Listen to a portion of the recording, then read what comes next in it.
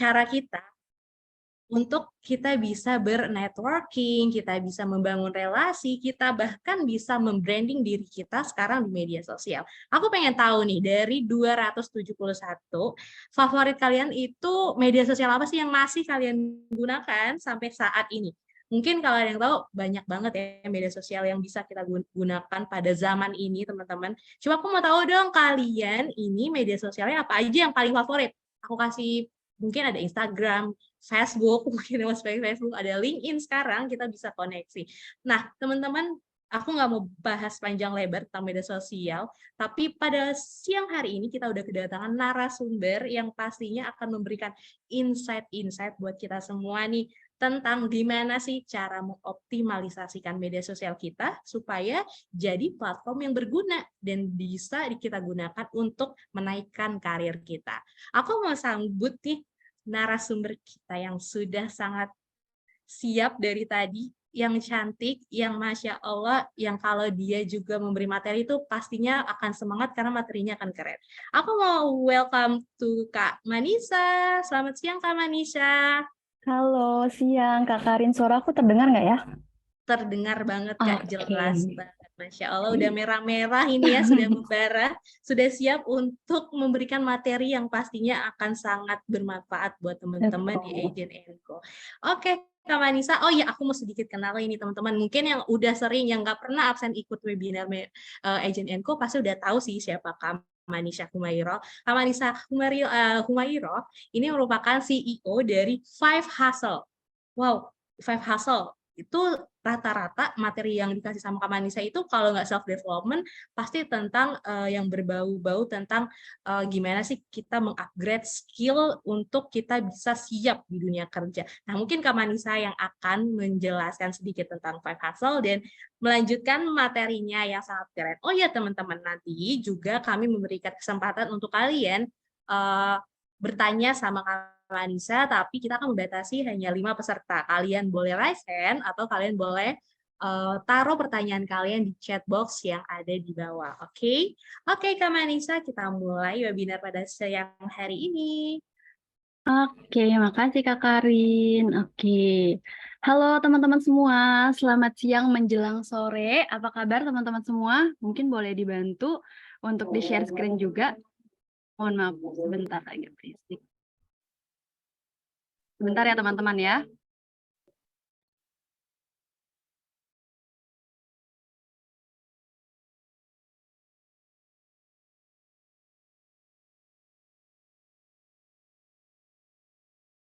Oke, sudah. Nah, aku mulai lagi. Halo semuanya, selamat siang menjelang sore. Apa kabar teman-teman semua yang hadir pada webinar kali ini? Semoga dalam keadaan baik-baik aja ya. Sebelum kita mulai, mungkin ada baiknya kita kenalan dulu kali ini ya. Perkenalkan, nama aku Manisa, aku merupakan CEO sekaligus founder dari Five Days Hustle. Dan kebetulan saat ini aku juga merupakan mahasiswa tingkat akhir di Universitas Negeri Jakarta. Nah, kalau teman-teman di sini yang pada hadir di Zoom, pada kuliah di mana nih dan semester berapa? Boleh dong komen di kolom chat atau mungkin ada yang udah kerja kah? Boleh langsung aja nih ditulis di kolom chat, aku mau tahu dong teman-teman. Kerja, udah lulus, oke. UIN, UHAMKA, semester 8. Oke. Oke, wah luar biasa ya, variatif banget. Dan baik teman-teman, semoga di sesi kali ini seluruh materi yang akan aku sampaikan nanti bisa diterima dengan baik oleh teman-teman yang hadir pada hari ini. Dan kalau teman-teman ada masukan atau pertanyaan, boleh banget nanti di akhir sesi kita bakal berdiskusi bareng. Dan semoga kita bisa belajar bersama ya. Oke, boleh di next. Oke, nah tadi sebenarnya udah ditanya sih sama Kak Karin, tapi aku juga mau nanya nih. Sebelum mulai mungkin aku mau tahu, apa aja sih sosial media yang teman-teman ketahui dan sudah teman-teman gunakan sejauh ini? Boleh ditulis di kolom chat, ditulis ulang, biar aku tahu. Instagram, LinkedIn, Pinterest, TikTok, Twitter, FB, IG, Twitter. Oke. Oke, teman-teman. Oke, luar biasa. Berarti udah pada tahu ya sosial media itu apa dan mostly di sini juga udah pada menggunakan sosial media semua. Dan kalau gitu, kita bisa langsung aja ya kita lanjut ke slide selanjutnya. Boleh dilanjut? Nah, teman-teman sadar nggak sih kalau sekarang itu sosial media itu udah jadi bagian paling penting dalam hidup kita. Bahkan mungkin teman-teman yang hadir pada hari ini semua itu merupakan pengguna dari sosial media. Karena pastinya informasi terkait webinar ini mayoritas teman-teman dapetin melalui sosial media. Soalnya aku pun dapat info dari webinar ini pun juga aku ngeliat di Instagram. Berarti teman-teman pasti beberapa juga mendapatkan informasi itu dari Instagram. Nah, nggak bisa kita pungkiri bahwa saat ini media sosial itu udah dianggap sebagai sumber informasi tercepat yang bisa membantu kita untuk mengikuti aktivitas kita kesehariannya gitu, baik secara umum ataupun khusus. Nah, di sini aku juga melampirkan beberapa data, salah satunya itu data dari We Are Social tentang gambaran sosiodemografi Indonesia, khususnya pada penggunaan internet dan sosial media. Nah, teman-teman, kalau misalnya nggak salah nih ya, seperti yang sudah kita ketahui, dengan Indonesia itu memiliki 276 juta jiwa, dan Indonesia merupakan negara dengan jumlah penduduk terbanyak keempat di dunia. Kalau teman-teman lihat di sini, di statistik di samping, ada 213 juta penduduk Indonesia yang sudah memiliki akses internet, di mana setiap orang setidaknya memiliki satu perangkat seluler.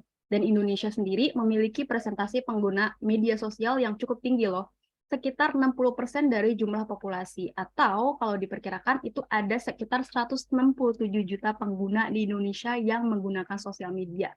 Jadi luar biasa banyak sekali yang sudah menggunakan sosial media. Boleh di next?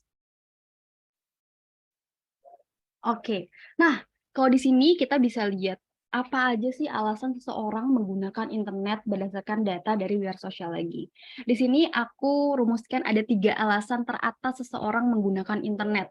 Yang pertama, untuk mencari informasi, mencari ide atau inspirasi, dan menjaga hubungan dengan teman ataupun keluarga.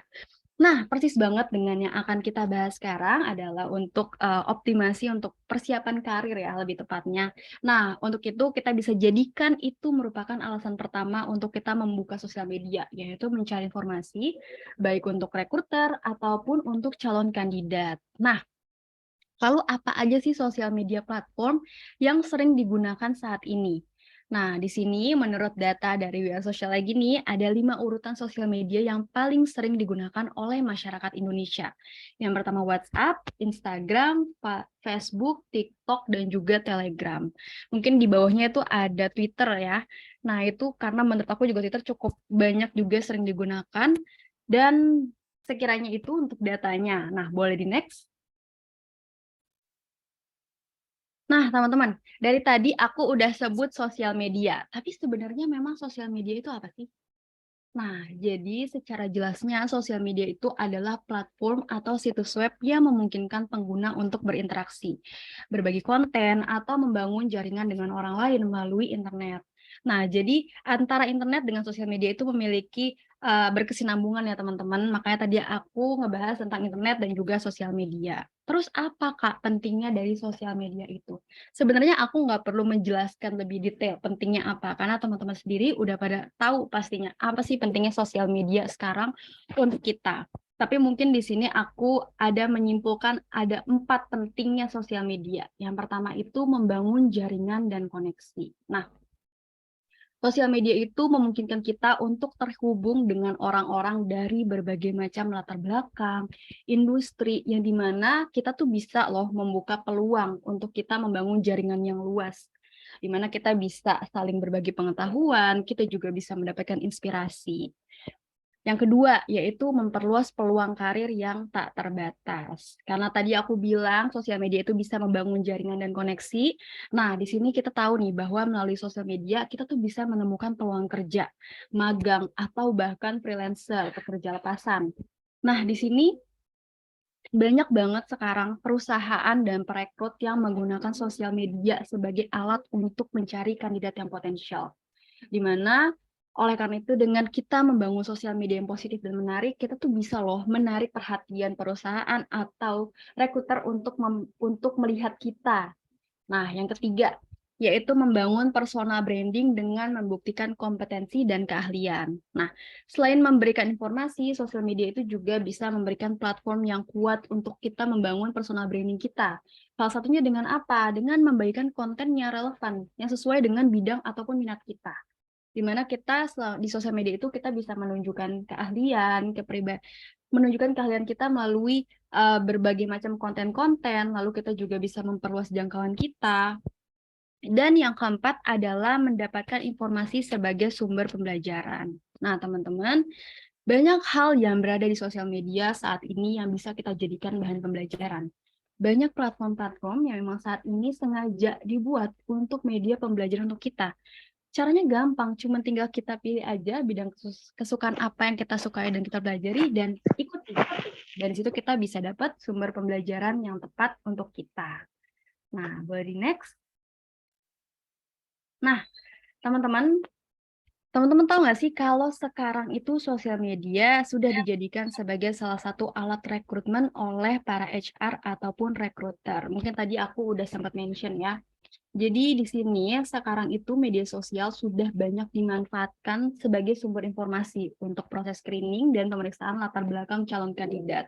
Di sini aku juga menampilkan ada survei dari The Harris Poll, di mana ditemukan bahwa ada sekitar 70% dari manajer rekrutmen yang menggunakan media sosial untuk memeriksa latar belakang kandidat ketika proses rekrutmen itu berlangsung. Nah, melalui sosial media tersebut, rekruter itu bisa memperoleh informasi yang dibutuhkan untuk mendukung kualifikasi yang dibutuhkan. Nah, media sosial itu juga dijadikan sebagai penilaian kedua setelah penilaian resume atau CV yang teman-teman berikan. Tapi, walaupun hanya untuk memberikan informasi tambahan, HRD itu juga bisa aja memasukkan sosial media itu sebagai nilai utama atau nilai plus. Maksudnya adalah sosial media itu tuh bisa loh mempengaruhi proses rekrutmen para calon kandidat. Walaupun teman-teman itu hasil tesnya bagus atau mungkin CV-nya bagus, pengalamannya banyak, tapi kalau misalnya selama dilihat sosial medianya itu konten-kontennya kurang baik atau mungkin teman-teman punya track record yang mungkin buruk dulunya, itu bisa aja um, jadi pertimbangan untuk HRD tidak menerima teman-teman gitu. Boleh di next. Nah, kalau gitu apa aja sih Kak yang dinilai sama rekruter sama sosial media kita? Jadi sebenarnya banyak banget segi penilaian yang mereka lihat di sosial media kita. Dari hal yang paling simpel banget sampai yang memang besar. Dan mungkin apa yang akan aku sebutkan nanti bisa jadi nanti akan ada penilaian lainnya yang dijadikan pertimbangan oleh HRD ataupun rekruter. Tapi di sini aku mempersiapkan ada 4 penilaian yang sepertinya nih pasti dinilai oleh HRD saat melihat sosial media kita. Yang pertama itu adalah postingan yang disebarkan. Hal yang pasti jadi sorotan HRD itu adalah apakah sosial media kita digunakan dengan baik gitu ya. Misalnya apakah postingan-postingannya itu berisi hal-hal yang positif atau malah justru cenderung berisi kata-kata kasar, ajakan negatif, sara, atau menjelekkan pihak lain. Atau mungkin teman-teman di sini ada yang sampai sekarang masih suka ngeluh di Instagram ataupun di sosial media lainnya. Nah, itu sebenarnya harus dikurangi teman-teman karena itu bisa jadi penilaian loh untuk para HRD gitu ya untuk menerima kita. Kedua, yang dilihat selanjutnya adalah karakter kandidat dari sosial media. Nah, selain postingan, hal yang dinilai oleh HRD selanjutnya itu adalah karakter kandidat tersebut, yaitu melalui interaksi dengan pengguna sosial media lainnya. Loh, kenapa Kak? Kok karakter kandidat itu bisa dilihat dari interaksinya? Iya dong, jadi HRD itu bisa lihat kita kalau misalnya nih ya, contoh teman-teman jawab komentar dari teman-teman. Nah, bisa aja mereka tuh melihat gitu jawabannya seperti apa, gimana respon kita gitu, gimana sih cara kita berinteraksi dengan teman-teman gitu ya. Nah, terus HRD pun juga ngelihat apa sih yang teman-teman sebarkan ke teman-teman gitu ya. Nah, di sini aku mengingatkan sekali lagi bahwa teman-teman tuh harus hati-hati banget untuk menyebarkan sesuatu ke sosial media. Kalau misalnya sekiranya nggak bermanfaat banget, mending nggak usah. Terus jangan kadang juga ada yang mungkin ada hal yang terlalu dikomentarin, misalnya terlalu fanatis atau misalnya teman-teman itu terlalu menjelek-jelekan suatu oknum. Nah, itu juga harus dikurang-kurangin teman-teman. Nggak apa-apa punya pendapat, tapi hal tersebut juga bisa jadi pertimbangan juga selanjutnya gitu. Kenapa? Karena itu bisa mempengaruhi penilaian HRD juga. Kenapa sih itu bisa mempengaruhi? Karena bisa jadi loh, bisa jadi ketika misalnya teman-teman diterima nih, terus keadaannya teman-teman seperti itu, masih membiasakan di sosial media seperti itu. Nah, bisa aja mereka berpikir bahwa kalau misalnya teman-teman masuk ke perusahaan tersebut, bisa aja nanti teman-teman malah ketika ada masalah malah menjelek-jelekan perusahaan tersebut gitu. Nah, yang ketiga adalah kemampuan bersosialisasi dan hubungan profesional. Kalau ini memang agak mirip-mirip ya sama kayak nomor 2, tapi kalau ini lebih diperhatikan adalah koneksi dari teman-teman sendiri. Bisa aja loh HRD itu ngelihat sosial media kita dan ngecek siapa aja sih followers kita, siapa aja yang kita ajak berteman. Nah, terus di sini juga tadi kan aku bilang bahwa HRD itu pasti melihat koneksi kita gitu ya. Kenapa sih ngelihat koneksi kita? Karena dengan begitu kita bisa terlihat jelas nih bahwa kita merupakan orang yang memiliki kepribadian yang baik karena kita punya relasi yang bagus. Terbukti melalui koneksi yang kita miliki. Selain itu, dengan banyak koneksi sendiri pun kita bisa aja memudahkan perusahaan juga ketika sewaktu-waktu mereka ingin berelasi dengan salah satu koneksi kita.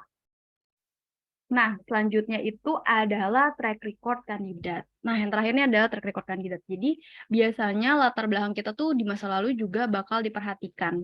Misal nih ya, kita dulu itu pernah kerja di tempat ABC berdasarkan postingan yang mungkin kamu upload di sosial media. Itu bisa aja jadi poin plus buat teman-teman. Karena tandanya teman-teman sendiri punya pengalaman yang baik. Atau justru misal saat recruiter observasi sosial media teman-teman, ternyata ditemukan bahwa teman-teman ini sempat viral, misalnya viral karena salah satu postingan atau interaksi dengan pengguna sosial media yang mungkin buruk gitu. Nah, itu bisa jadi pertimbangan tidak untuk para rekruter. Nah, next, boleh nih. Nah, di sini aku punya pertanyaan. Menurut kalian platform sosial media apa aja sih yang bisa dimanfaatkan untuk peluang karir? Boleh dong ditulis di kolom chat, aku mau tahu. LinkedIn, Instagram, Work, TikTok, Instagram, Facebook. Oke, oke. Nah, boleh next lagi? Nah, tadi udah disebutin nih ya platform sosial media apa aja sih yang bisa dimanfaatkan untuk peluang karir. Lalu, gimana sih cara kita memanfaatkan media sosial platform itu untuk peluang karir kita? Boleh di next? Nah, di sini aku udah persiapin ada beberapa tips yang teman-teman bisa lakukan. Gimana sih cara kita memanfaatkan media sosial kita untuk peluang karir? Yang pertama adalah kenali diri sendiri untuk menentukan tujuan dan target audiens. Pertama-tama, teman-teman harus mengidentifikasi tujuan karir teman-teman, baik jangka pendek ataupun jangka panjang. Misalnya, teman-teman mau memperoleh pekerjaan baru, atau mungkin ada yang tujuannya pengen membangun jaringan profesional, atau mungkin sekedar untuk personal branding, atau mungkin untuk memperluas keterampilan dan pengetahuan. Nah, melalui identifikasi tujuan itu bisa memudahkan teman-teman untuk memfokuskan upaya teman-teman untuk meningkatkan dan mengoptimasi sosial media teman-teman. Nah, jangan lupa untuk pelajari industri ataupun bidang yang nanti akan teman-teman gelutin. Misalnya ya, teman-teman harus tahu nih, misal teman-teman itu sukanya public speaking, berarti harus dipelajari nih industri itu. Tren-tren apa sih yang jadi kebutuhan pasar audiens teman-teman nantinya. Karena kan nanti tentunya di sosial media akan ada audiens nih ya, yang akan melihat konten-konten teman-teman. Jadi harus disesuaikan juga dengan kebutuhan mereka sehingga konten yang akan dibuat sama teman-teman nanti bisa digunakan dengan baik dan dimanfaatkan dengan baik oleh audiens dan bikin ketertarikan juga untuk audiens tersebut. Selanjutnya, jangan lupa untuk menentukan siapa target audiens teman-teman. Gimana sih cara menentukannya? Yaitu teman-teman harus lihat tujuan karir teman-teman tuh apa. Misal ya, teman-teman itu suka di bidang pemasaran. Berarti mungkin yang bisa teman-teman lihat adalah orang-orang yang memiliki pengalaman di bidang pemasaran. Terus mungkin bisa cari juga teman mahasiswa yang saat ini sedang belajar tentang pemasaran atau mungkin pemilik usaha yang juga pengen meningkatkan personal branding-nya juga di usahanya di online gitu ya. Nah, jangan lupa teman-teman juga harus bisa mengidentifikasi nilai plus yang dimiliki gitu ya. Jadi pasti semua orang itu punya keunikan masing-masing. Nah, harus dipikirkan juga tuh kira-kira keunikan apa sih yang saya miliki gitu. Jangan fokus sama orang lain, fokus sama diri sendiri, fokus sama apa yang teman-teman bisa, apa yang jadi keahlian teman-teman, sehingga itu nantinya bisa dimanfaatkan untuk optimasi sosial media. Yang kedua, itu adalah pilih platform yang relevan. Nah, eh, kenapa perlu banget pilih platform yang relevan? Kan tadi udah kita tentukan nih tujuannya ya, tujuannya apa. Nah, masing-masing tujuan itu pasti bisa disesuaikan dengan platformnya, karena platform itu punya jenis masing-masing dan mereka itu juga punya karakter masing-masing. Bahkan orang-orang di dalamnya yang biasanya, bahkan TikTok, perbedaan antara TikTok dan Instagram aja itu terlihat gitu ya, audiens yang misalnya ngikutin TikTok siapa, yang ngikutin Instagram siapa. Nah, itu bisa teman-teman analisis sendiri. Kira-kira dari tujuan teman-teman itu lebih masuk ke Instagram atau TikTok atau misal LinkedIn. Misal ya kalau teman-teman itu pengennya untuk profesional, untuk mencari pekerjaan. Berarti yang harus dioptimasi itu apa? LinkedIn-nya berarti. Kalau misalnya teman-teman maunya apa ya, ya udah bangun personal branding aja tapi nggak terlalu formal, itu bisa melalui Instagram ataupun TikTok gitu. Nah, boleh next. Nah, di sini aku ada kasih contoh tips ketiga ini, yaitu membuat profil yang menarik. Ini aku kasih contoh profil sosial media aku kasih contohnya Instagram dan LinkedIn aja. Mungkin teman-teman bisa sekilas lihat dulu ya contoh dari ini. Contoh dari profil sosial media aku sendiri. Nah, boleh di next? Oke. Nah, lalu apa aja sih? Tadi kan udah lihat profil aku. Nah, elemen apa aja yang kita perlukan untuk membuat profil yang menarik? Boleh di next ke sebelumnya aja, biar bisa lihat. Nah, ya. Nah, kalau teman-teman lihat di sini, yang pertama elemen untuk membuat profil yang menarik itu adalah jangan lupa untuk pilih foto profil, disesuaikan dengan media sosial platform yang teman-teman gunakan. Kalau teman-teman lihat di sini, aku ada perbedaan ya antara foto profil aku di Instagram ataupun LinkedIn. Kenapa? Karena kalau dari aku sendiri itu membedakannya Instagram itu biasanya nggak terlalu formal. Mungkin kalaupun formal tuh dia semi formal ataupun non formal. Jadi biasanya foto profil aku bikinnya kayak gitu. Jadi kayak nggak terlalu formal, tapi tetap menunjukkan aku seperti apa. Kalau LinkedIn, mungkin karena profesional, aku jadi bikinnya lebih bagus gitu ya. Maksudnya istilahnya aku pakai baju yang lebih rapi, terus juga tatapannya juga lurus ke depan gitu. Nah, itu tuh menunjukkan profesionalismenya sendiri gitu, teman-teman. Jadi penting banget untuk memperhatikan foto profil yang akan digunakan untuk sosial media. Jangan sampai nih kalau misalnya sekarang-sekarang masih ada teman-teman yang menggunakan sosial media tapi foto profilnya masih mungkin gambar-gambar yang misalnya gambar-gambar kartun atau gimana. Sebenarnya nggak apa-apa, nggak masalah. Tapi kalau misalnya tujuan teman-teman saat ini adalah untuk membangun branding ataupun untuk meningkatkan karir, nah perlu banget tuh itu dirapihin biar rekruter pun bisa tahu gitu. Istilahnya biar tahu, oh teman-teman tuh seperti ini loh mukanya gitu.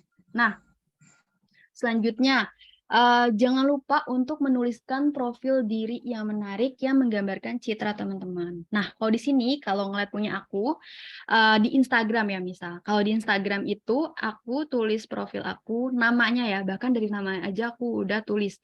Manisa Humairo Elverda CPS, yaitu Kedengaran. adalah gelar aku. Terus di sini aku tulis self development, yaitu interest aku. Aku interest di mana? Di self development. Di sini di bio-nya sendiri aku tulis ada self growth and development interest. Terus di sini aku juga tulis ada certified public speaking by bla bla bla bla bla, dan bawah-bawahnya pun aku tulis. Jadi aku benar-benar menyesuaikan dengan uh, apa yang aku geluti saat ini, apa yang saat ini ada di bidang aku gitu ya teman-teman. Jadi perlu banget diperhatikan untuk profilnya. Kalau misalnya profilnya, misalnya bio-nya itu masih apa ya, masih kayak quotes-quotes, mungkin bisa dirubah ya. Ataupun kalau memang ada quotes nggak apa-apa, tapi dibikin ada branding dari teman-teman sendiri, itu juga nggak apa-apa banget. Sama nih kalau misalnya di LinkedIn. Kalau di LinkedIn terlihat jelas ya. Sebenarnya kalau dari LinkedIn sendiri itu udah ada optimasinya sendiri. Misal kayak kita tuh bisa masukin headline kita sendiri. Misal di sini aku tulisnya Certified Public Speaking, terus di sini aku juga kasih CEO 5 Days Hustle, ex Business Development and Partnership Grab gitu ya. Jadi aku ngasih tahu nih apa aja sih aku yang jadi minat aku tuh apa yang aku geluti saat ini gitu kira-kira, dan juga di sini aku juga tulisnya X ya, X Business Development and Partnership Grab. Jadi aku juga ngasih tahu bahwa dulunya track record aku loh seperti ini loh gitu. Jadi bisa jelas gitu ya teman-teman kira-kira seperti apa untuk profil dirinya sendiri. Lalu jangan lupa untuk sertakan link dan kontak yang relevan. Nah, kalau teman-teman lihat di sini, aku tuh juga masukin link ya. Ada link juga di Instagram aku. Nah, itu tuh untuk apa? Biar kalau misalnya sewaktu-waktu ada yang mau kerja sama aku, bisa melalui itu gitu. Nah, terus abis itu selanjutnya jangan lupa untuk memantau dan memperbaiki profil teman-teman secara berkala. Kenapa sih perlu memantau? Karena kan beberapa kali mungkin teman-teman itu punya pengalaman ya, pengalaman misalnya pengalaman kerja, update pengalaman kerja, atau mungkin teman-teman pernah melakukan project, tiba-tiba misalnya 2 hari setelah ini ada project gitu, terus teman-teman jalanin. Nah, itu boleh banget diupdate sama teman-teman. Jadi selalu melihat gitu ya, melihat kira-kira apa yang saat ini sedang terjadi sama teman-teman dan diupdate gitu. Terus yang terakhir adalah konsisten dan bagikan informasi atau konten yang berkualitas dan berkesan. Nah, nanti aku bakal kasih tipsnya untuk gimana sih caranya biar konsisten dalam berkonten. Boleh di next? Next lagi, Kak. Oke, nah selanjutnya adalah berikan tambahan informasi dengan mencantumkan portofolio jika dibutuhkan. Nah, kalau misalnya teman-teman tuh punya portofolio, portofolio itu isinya apa sih, Kak? Portofolio itu adalah hasil kerja teman-teman. Misalnya teman-teman punya pengalaman kerja di mana gitu ya, atau mungkin teman-teman sendiri ada yang graphic designer, boleh masukin hasil kerja teman-teman. Kalau di sini kan aku masukin hasil apa ya, hasil kerja aku sebagai seorang MC, misalnya moderator atau speaker atau di bidang PR ataupun event. Nah, di sini aku masukin portofolionya gitu. Next. Nah, tadi aku bilang kalau aku bakal jelasin gimana sih cara mengoptimalkan konten dan aktivitas kita di media sosial. Yang pertama, pahami bahwa platform media sosial yang teman-teman gunakan. Harus dipahamin dulu nih platform media sosialnya. Karena setiap platform dari media sosial itu punya karakteristik masing-masing. Dan mereka punya preferensi pengguna yang berbeda. Harus dipelajari nih algoritma platform yang teman-teman gunakan. Misalnya Instagram, LinkedIn, atau Twitter. Aku sendiri sebenarnya masih menggali-gali juga sih algoritma dari sosial media ini. Tapi dengan kita terus konsisten, lama-kelamaan kita juga akan tahu kok, karena masing-masing dari sosial media itu, bahkan punya aku mungkin bisa beda sama teman-teman, karena audiensnya pun berbeda-beda gitu. Jadi boleh disesuaikan juga gitu. Nah, terus jangan lupa untuk memilih jenis konten yang beragam.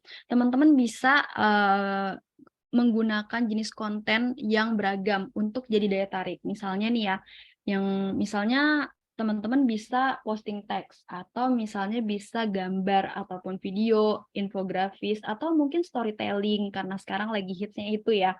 Kalau teman-teman lihat di sini, di PPT aku sendiri, aku mencantumkan konten-konten yang sering aku masukin ya di Instagram aku. Di sini aku ada masukin video-video dan juga beberapa kali aku juga storytelling. Mungkin kalau teman-teman mau lihat, nanti lihat aja di Instagram aku sendiri kayak gimana bentuknya.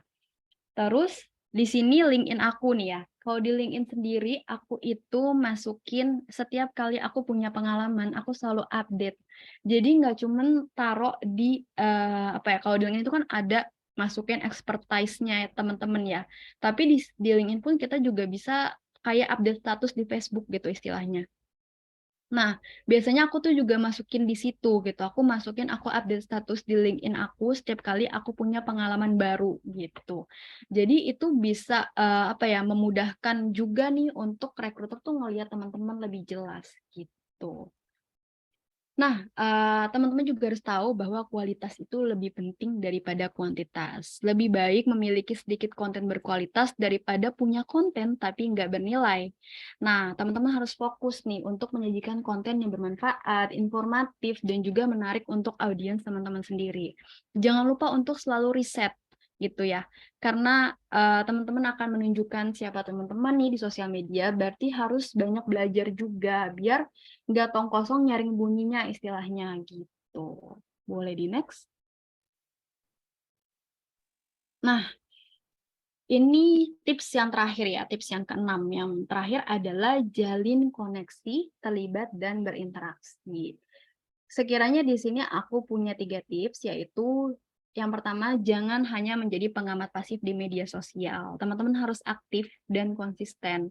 Aktif untuk membagikan konten teman-teman yang bermanfaat dan menarik untuk audiens teman-teman sendiri. Jangan lupa untuk posting secara teratur.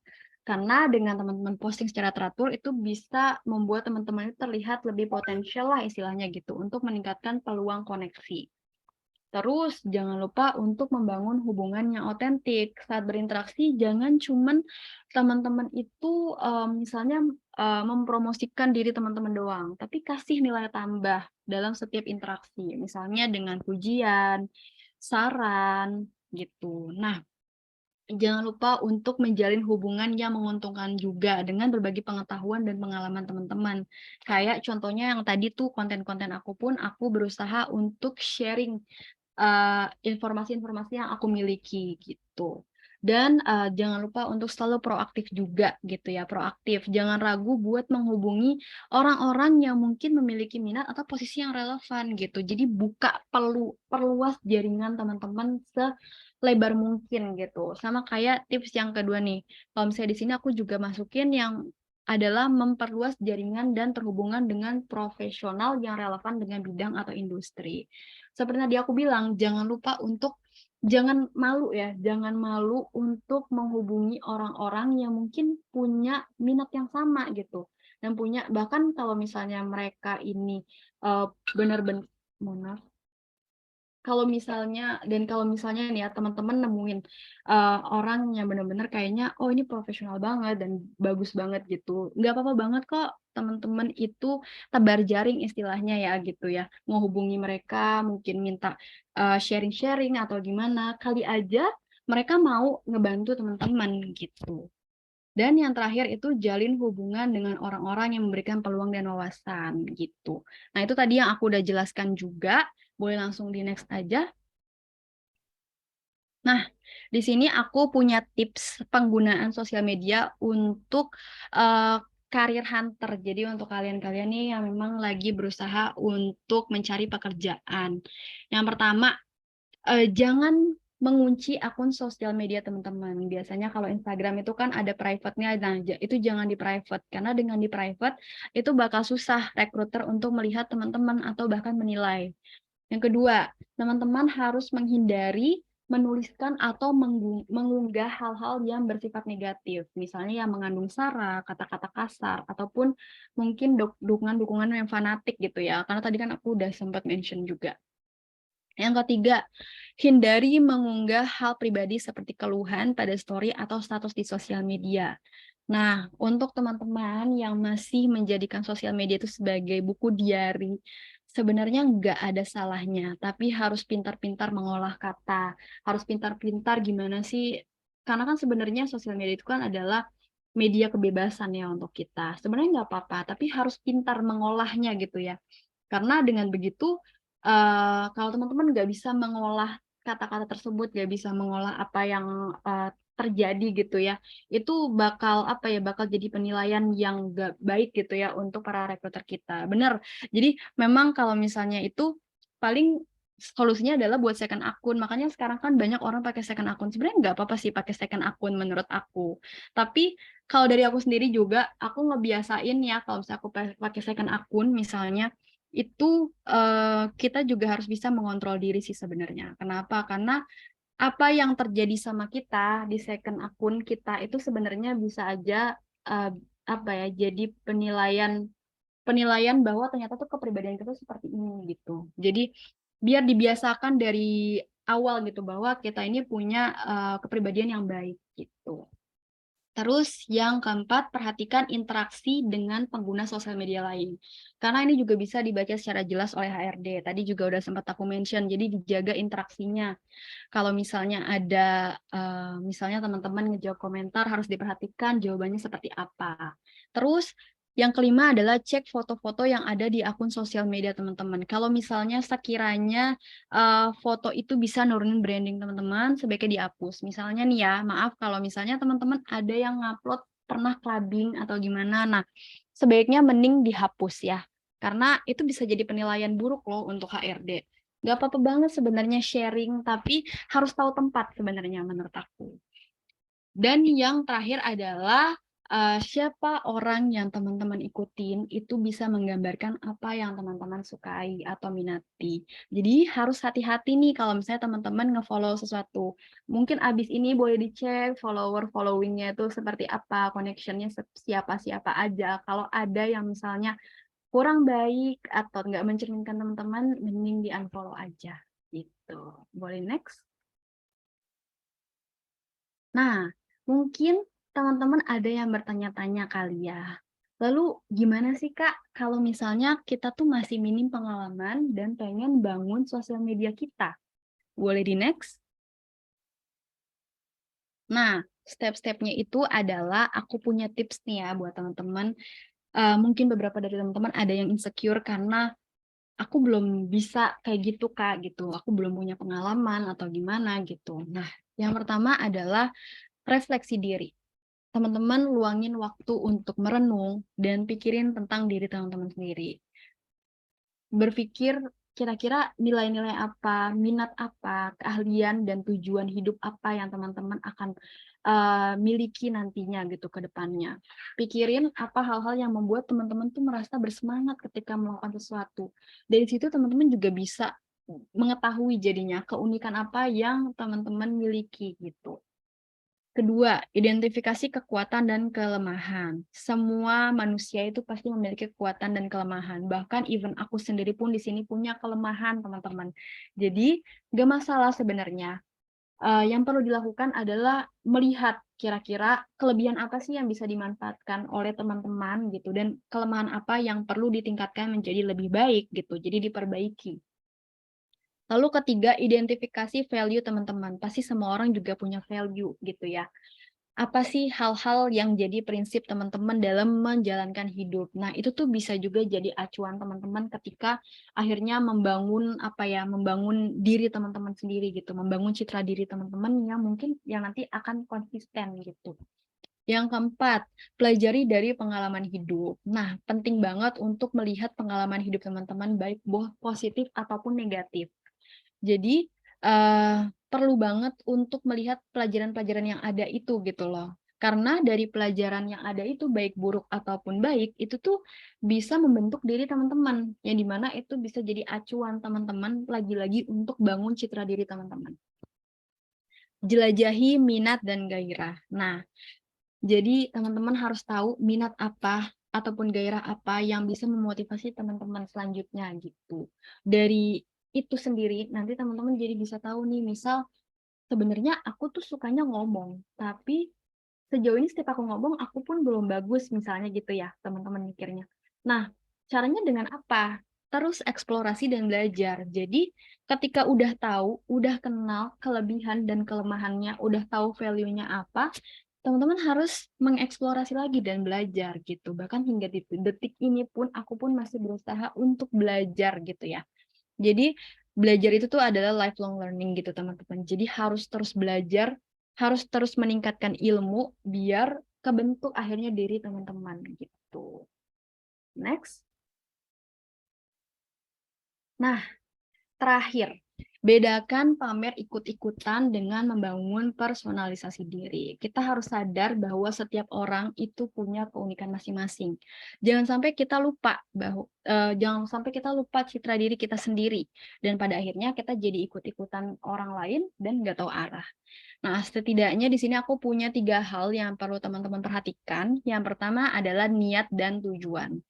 Nah, di sini teman-teman harus beda ini. Kalau misalnya orang yang pamer itu biasanya tujuannya itu niatnya itu tuh cuman berdasarkan keinginan untuk mendapatkan perhatian, pujian atau validasi. Jadi fokusnya cuman ke diri sendiri. Tapi kalau orang yang memang pengen bangun personal branding, bangun citra diri, tujuannya itu adalah untuk membangun reputasi profesional ataupun menjadi autentik gitu ya. Jadi untuk mencerminkan nilai-nilai keahlian gitu. Lalu komitmen.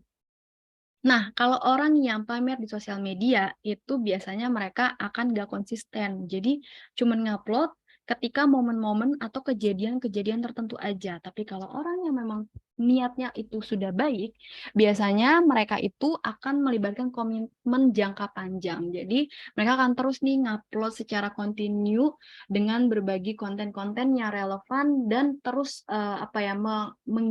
mengupload konten-konten yang bermanfaat untuk audiensnya. Lalu yang terakhir adalah autentisitas. Orang yang pamer di sosial media itu biasanya cenderung memperlihatkan citranya yang sempurna gitu. Jadi mereka tuh justru jadi nggak apa adanya gitu. Karena ya menciptakan kesan yang palsu aja buat orang-orang, jadi kurang asli gitu.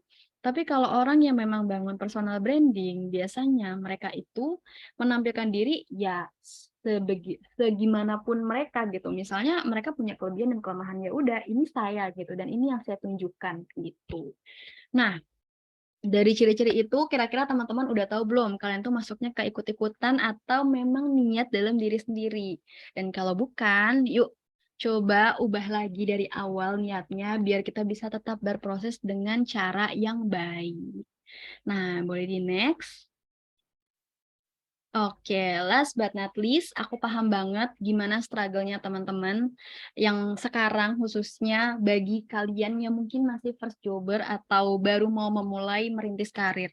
Begitupun juga aku tahu sulit banget untuk bersaing dengan adanya persaingan yang semakin tinggi. That's why we are here, 5 Days Hustle. Meskipun masih kecil-kecilan, aku harap 5 Days Hustle bisa memberikan tempat aman dan nyaman untuk menemani pengalaman-pengalaman pertama kalian dalam merintis karir. Dan di sini juga semoga bisa menjadikan platform yang bermanfaat juga. Nah, perkenalkan, kita adalah 5 Days Hustle, yaitu sebuah platform dan komunitas untuk anak muda dalam hal persiapan karir. Boleh banget buat teman-teman yang hadir saat ini untuk follow Instagram 5 Days Hustle, karena akan banyak konten-konten relatable yang akan kita sediakan untuk teman-teman, khususnya para first jobber yang akan memulai karir. Next. Oke, mungkin itu aja dari aku. Kalau teman-teman ada pertanyaan, bisa langsung reach out aku ke email yang tertera. Aku juga sering upload soal personal development di Instagram aku sendiri di @manisa_lv. Silakan follow dan kalaupun mau connect di LinkedIn juga boleh banget. See you teman-teman. Aku kembalikan ke moderator. Wow, keren banget materi pada siang hari ini ya, teman-teman.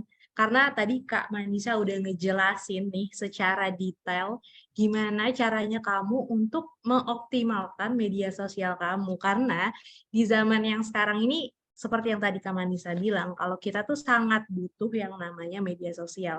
Dan bagaimana orang lain bisa melihat media sosial kita itu ya tergantung dari apa yang kita posting. Karena apa yang kita posting artinya itu apa yang kita pikirkan, apa yang kita rasakan, semuanya cuman tadi Kak Manisa juga sudah menjelaskan perlunya awareness, gimana sih kita membatasi diri kita dan hal-hal apa yang harus dan tidak harus, yang perlu dan tidak perlu, yang dibutuhkan dan tidak dibutuhkan ketika kita menggunakan media sosial. Nah, ini udah ada nih dua yang raise hand, ada Kak Oktorio dan Kak Sri Wahyu. Sri Wahyu nih, oke. Oke, teman-teman sambil menunggu yang raise hand lainnya, teman-teman boleh nyiapin ya pertanyaan yang mungkin tadi dari materi yang Kak Nisa jelaskan kurang jelas atau mau mempertajam apa yang tadi dijelaskan sama Kak Nisa. Oke, aku mau ke peserta Kak Sriwayuni dulu. Kak Sriwayuni, oke boleh open mic-nya untuk langsung tanya sama Kak Manisha.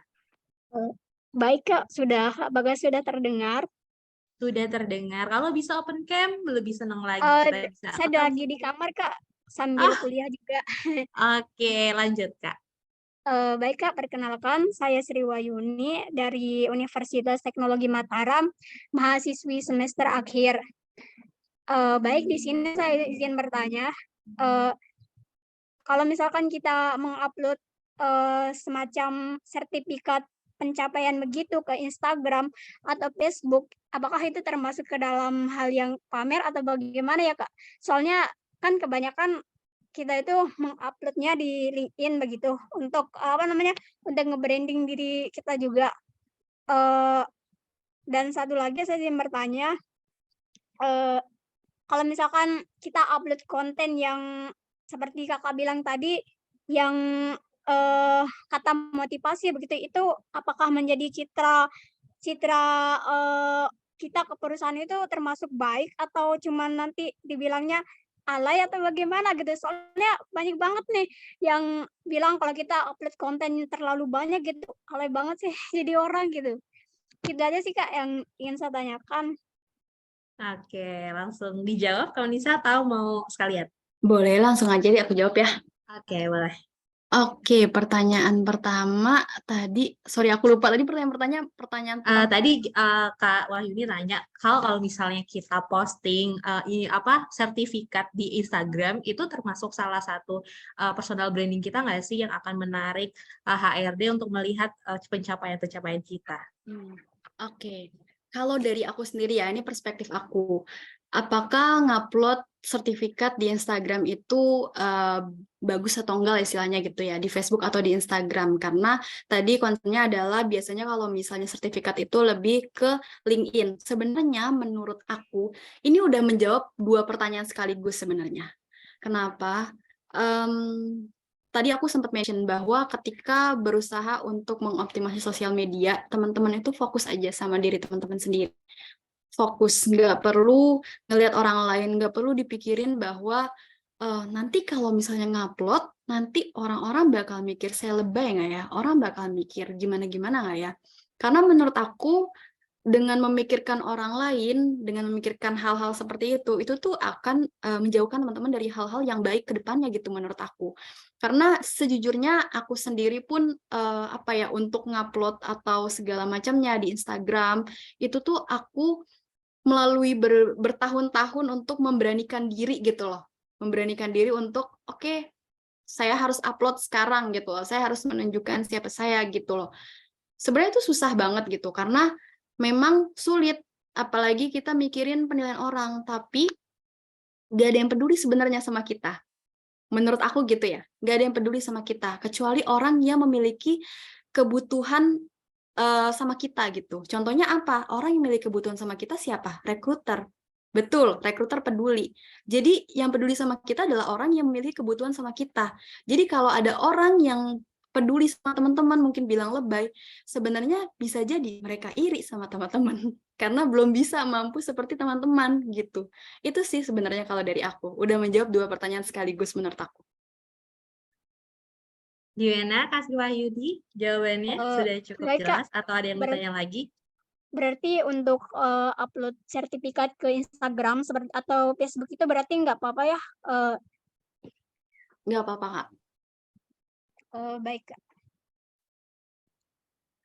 Iya, aku juga setuju sih Kak. Kalau misalnya sertifikat tuh salah satu ini nggak sih kayak pencapaian atau itu bisa jadikan itu kita ikut pelatihan di mana, ikut kayak seminar gini kan nanti kita dapat sertifikat. Dan itu bisa jadi branding juga. Tadi benar jadi penilaian, wah anak ini aktif nih gitu ya Kak ya.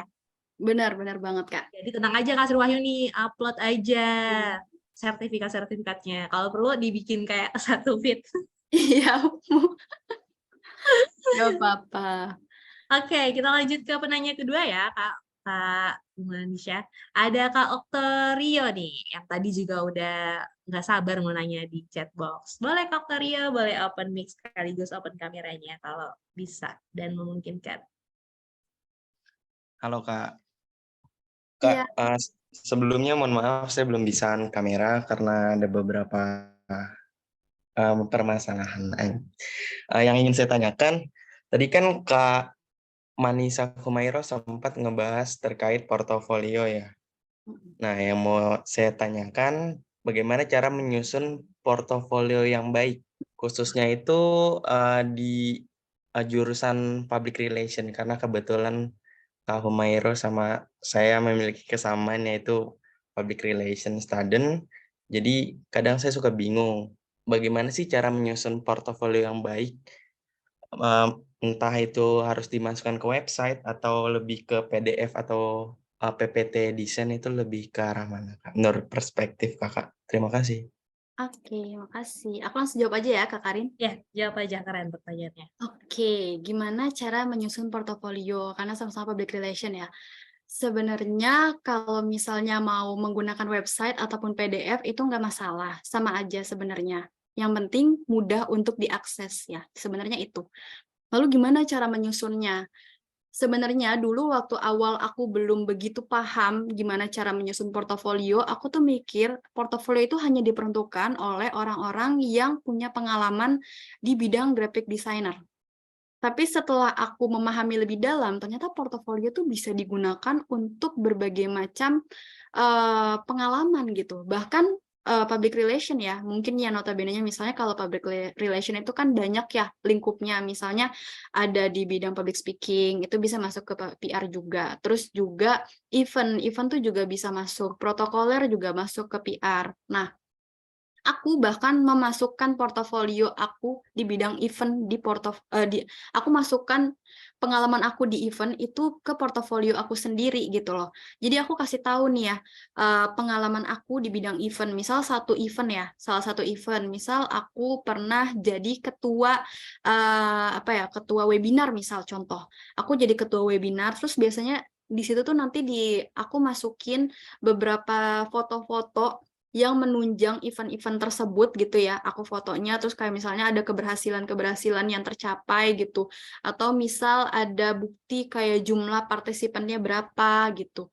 Nah, biasanya di sampingnya itu aku masukin penjelasannya bahwa pada tanggal segini saya menjalankan misalnya menjadi seorang ketua pelaksana webinar gitu misalnya, saya menjadi seorang ketua pelaksana webinar, saya mengambil tema dan konsep seperti ini. Terus teman-teman itu juga bisa masukin kata-kata misal sebagai seseorang yang memiliki ketertarikan di bidang event, biasanya saya akan mencantumkan biasanya saya memiliki keunikan tersendiri untuk membangun event, misalnya ada keunikan sendiri nih Oktorio gitu ya, punya keunikan ketika membuat event gitu ya. Nah, itu bisa ditulis juga gitu. Jadi ada citra diri, ada ciri khasnya sendiri. Misal, ini contoh punya aku ya.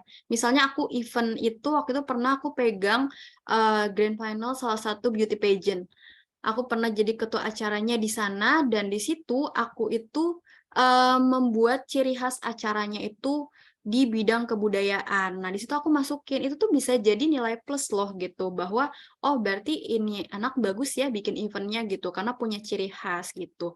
Begitu juga misal kalau misalnya nge-MC, taruh aja pengalaman-pengalaman nge-MC-nya, terus foto-foto nge-MC-nya seperti apa.